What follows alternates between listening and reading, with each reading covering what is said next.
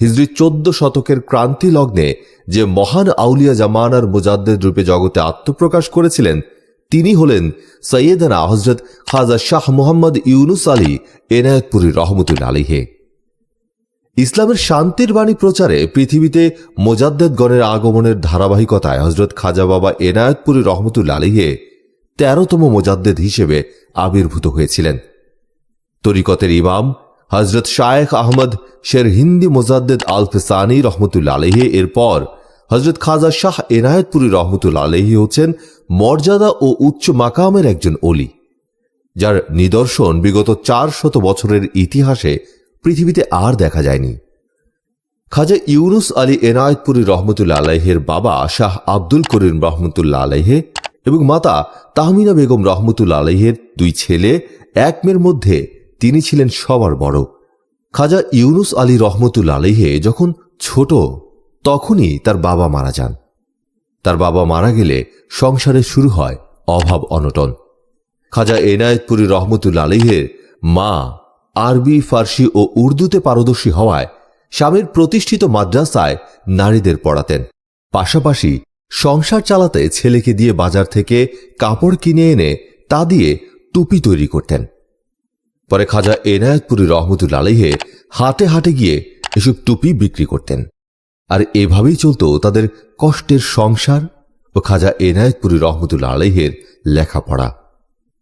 একদিন খাজা এনায়েতপুরী রহমতুল্লাহ আলাইহির মাতা তাহমিনা বেগম হঠাৎ এক রাতে স্বপ্ন দেখেন যে দক্ষিণ পশ্চিম আকাশে সূর্য উদিত হচ্ছে, সবাই ওই দিকে সেজদা করছে।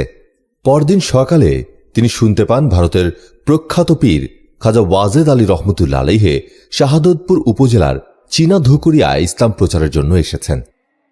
খাজা এনায়েতপুরী রহমতুল্লাহ আলাইহির মা এলাকার মুরব্বীদের সাথে 17 বছর বয়সী খাজা ইউনুস আলী রহমতুল্লাহ আলাইহিকে খাজা ওয়াজেদ আলী রহমতুল্লাহ আলাইহির কাছে পাঠান। পীর খাজা ওয়াজেদ আলী রহমতুল্লাহ আলাইহি তার অনুসারীদের নিয়ে ইসলামী আলোকপাত করাকালে সন্ধ্যার দিকে মাগরিবের নামাজের সময় অতিবাহিত হচ্ছিল। তখন খাজা ইউনুস আলী এনায়েতপুরী রহমতুল্লাহ আলাইহি সম্মানের সাথে দাঁড়িয়ে নামাজ কা ওয়াক্ত যা রাহা বলে ওঠেন। তখন ওয়াজেদ আলী রহমতুল্লাহ আলাইহি আলোচনা রেখে সবাইকে নিয়ে নামাজ আদায় করেন। এরপর হুজুর তাকে কাছে ডেকে তার সাথে কথা বলে সন্তুষ্ট হন। ওয়াজেদ আলী রহমতুল্লাহ আলাইহি খাজা ইউনুস আলী এনায়েতপুরী রহমতুল্লাহ আলাইহির উপর খুশি হয়ে এক পর্যায়ে তাকে তার দরবারে নিয়ে কলকাতার হুগলির দারুল উলুম মাদ্রাসায় ভর্তি করিয়ে দেন এবং পরবর্তীকালে সে মাদ্রাসা হতে খাজা এনায়েতপুরী রহমতুল্লাহ আলাইহি টাইটেল পাশ করেন। পরবর্তীতে খাজা ওয়াজেদ আলী রহমতুল্লাহ আলাইহির কাছে ভারতের আসামের 24 লাখ মানুষ বায়াত গ্রহণ করেন এবং তার নিকট হতে 56 জন খেলাফত প্রাপ্ত হন এবং খেলাফত প্রাপ্ত 56 জন খলিফাদের মধ্যে শ্রেষ্ঠ হিসেবে খেতাব প্রাপ্ত হন হযরত ইউনুস আলী এনায়েতপুরী রহমতুল্লাহ আলাইহি। এরপর তিনি কলকাতা থেকে নিজ জন্মভূমিতে ফিরে আসেন এবং সিরাজগঞ্জের এনায়েতপুরে খানকা স্থাপন করেন এবং সেখান থেকে তিনি তরিকা এবং সুফিবাদের প্রচার শুরু করেন। এরপর তিনি এনায়েতপুরেই বিবাহ করে তার সংসার জীবন শুরু করেন। খাজা এনায়েতপুরী রহমতুল্লাহ আলাইহির ছিল 8 কন্যা এবং 5 ছেলে। পরবর্তীতে সমগ্র বাংলাদেশের পাশাপাশি ভারতের আসামে সফর করে ইসলাম ও সুফিবাদ প্রচার শুরু করেন। প্রথম অবস্থায় সহযোগীদের নিয়ে ময়মনসিংহ গিয়ে ইসলামের মর্মবাণী প্রচার করলে 17 জন তার বায়াত গ্রহণ করেন। পাশাপাশি সমাজসেবামূলক কাজেও রেখেছিলেন তিনি অনন্য অবদান।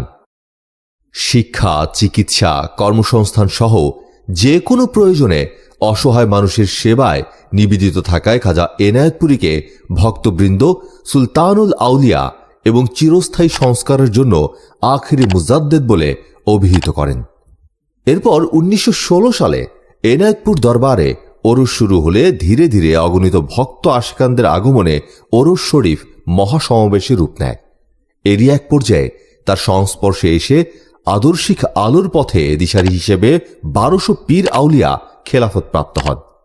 এর মধ্যে ময়মনসিংহের খাজা মোহাম্মদ সাইফুদ্দিন শম্ভুগঞ্জি, ফরিদপুরের সদরপুরের প্রখ্যাত হযরত মাওলানা হাসমত উল্লাহ আটরশির পীর, মাওলানা সুলতান আহমেদ চন্দ্রপুরী, টাঙ্গাইলের মাওলানা মকিমউদ্দিন প্যারাডাইস পাড়া পীর, ঢাকার যাত্রাবাড়ি মাতোয়াইল দরবার শরীফ এর পীর, জামালপুরের সাধুরপাড়া মুসলিম নগর পীর, যশোরের গুনি দরবার শরীফের পীর এবং ভারতের আসামের গনি খলিফা অন্যতম। তারা সবাই একইভাবে খাজা ইউনুস আলী এনায়েতপুরী রহমতুল্লাহ আলাইহির সুফিবাদের আদর্শ ও ইসলাম প্রচার করেছিলেন। এই মহান মুজাদ্দেদ 1952 সালে পৃথিবীর মায়া ত্যাগ করেন। ইন্না লিল্লাহি ওয়া ইন্না ইলাইহি রাজিউন। ইসলামের আলো মানুষের দোরগোড়ায় পৌঁছে দিতে তিনি যে অসামান্য অবদান রেখেছেন তা সত্যি প্রশংসনীয়। আল্লাহ তাআলা এই মহান ওলির ওসিলায় আমাদের রহমত দান করুন। আমিন।